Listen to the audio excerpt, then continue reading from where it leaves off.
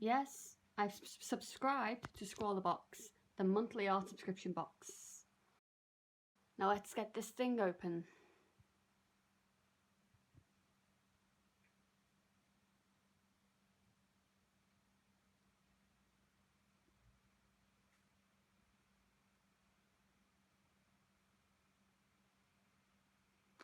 First off, there is a Crockbook by Claire Fontaine, 160 GSM. The staple bound pad is pretty chunky in your hand. The paper feels good quality, but looking online it doesn't look to be made for wet media. Next up, when I shake this thing loose, it's a lovely lemon frutella, my favourite. I'm very interested in the frutella. A Staedtler Mars Lumograph 4H pencil, a very hard pencil this time around, presumably for underdrawing. A Pilot 0.5 black drawing pen.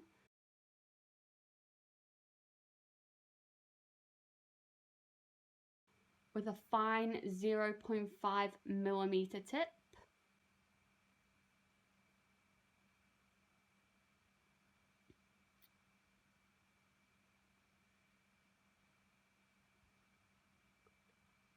And lastly, 5 chameleon Fineliners.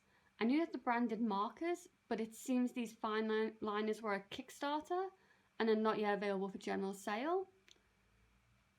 The range of colours were pretty primary. They're very bright, not very subdued. And here are the instructions.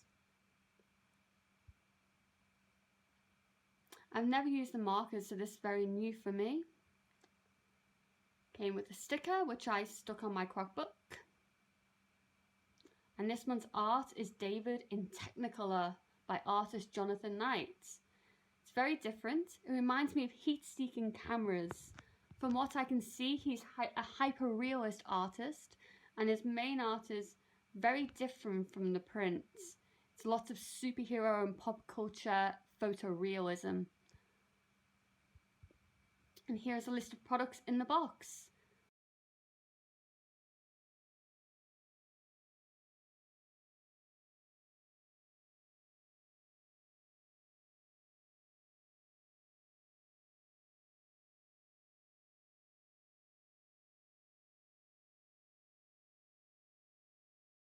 The August challenge is Rainbow Renaissance, the key art being a colourful version of Michelangelo's David. Scrawlrbox are encouraging the contrast of old and new, particularly looking for inventive artist copies, like Jonathan has done with the sculpture. So I'm thinking I'm not restricted to Renaissance paintings, because that would be rough. So I've decided not to use the Crockbook for this challenge. I've been looking for a sketchbook I can do some landscapes in where they can spread over 2 pages. I finally have one, so this is getting kept.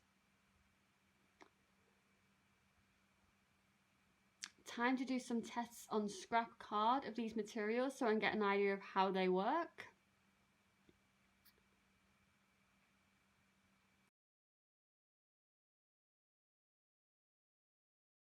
First off, I think a pencil works like a pencil, so this is fine.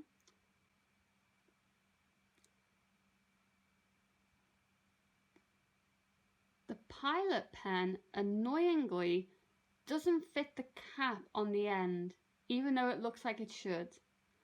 It's a 0.5mm nib, it's perfect for hatching. It's what I usually use for my urban sketching, fine liner drawings, although I tend to lean towards a 3mm nib for cross hatching.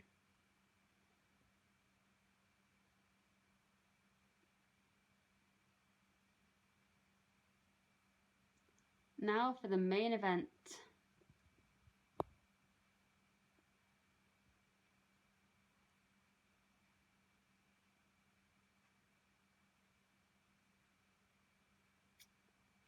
Reading the instructions here like a very good girl, because I just know I will do something wrong if I don't read them.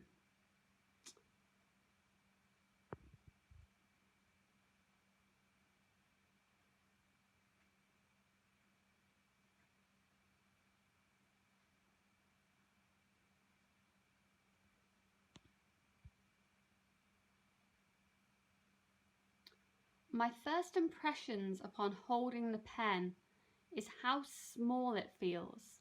It feels tiny in the crook of my hand.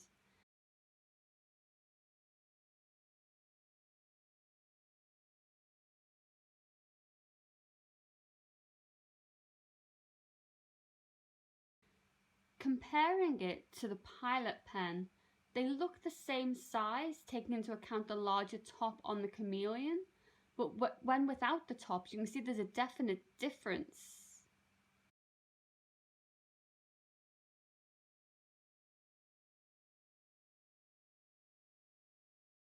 So it just doesn't sit in the crook of my hand as neatly as a normal pen would. It feels too short.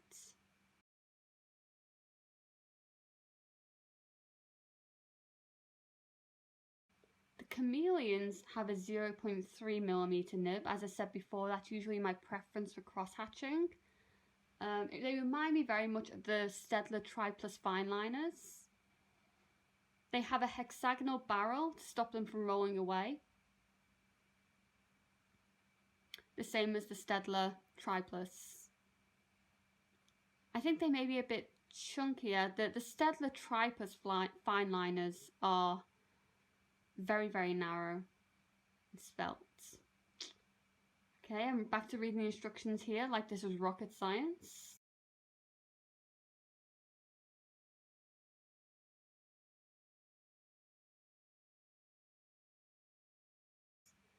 I couldn't figure out if I needed to hold it upright to work. I presume so, you know, gravity needs to do its job at some point. But I don't know, I've never used these things before. I did a really bad job counting how long it was meant to be with the cap on, considering that I didn't know whether it had to be upright or not. Does it count if it's not upright? No clue. So here I am starting to write, and it's at this point I am scared that I've broken it, because it does take a while to get it out of its system.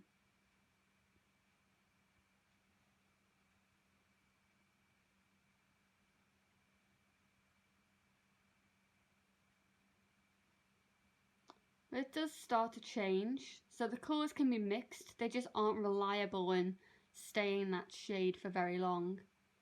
Eventually, it did return to pink.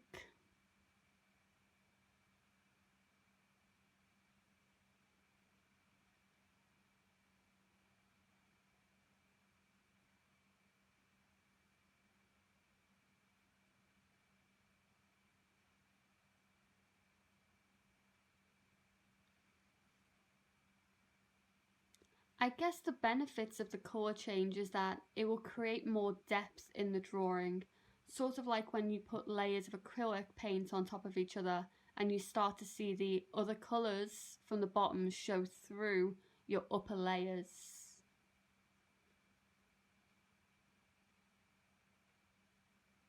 It'll make the drawing more interesting, I assume. Okay, so next time I'm going to look for inspiration from Jesus Christ and the Renaissance.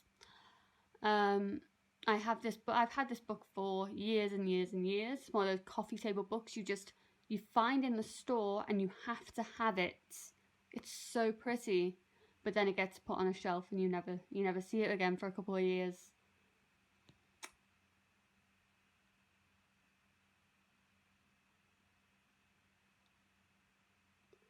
I decided against portraits because none of the colours suggested a reasonable skin tone. I didn't want people looking like the Simpsons or the Hulk. David works because it's stone, so there's no real life colour to represent.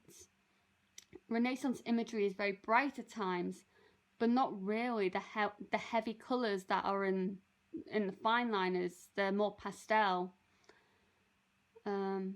I guess that's kind of the point, to exaggerate.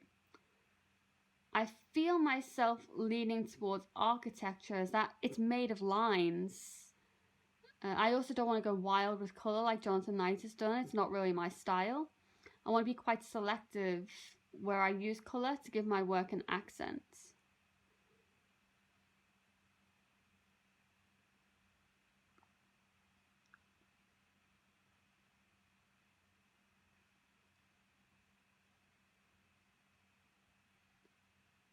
I just can't get over making her look like Marge by trying to use yellow as a skin tone.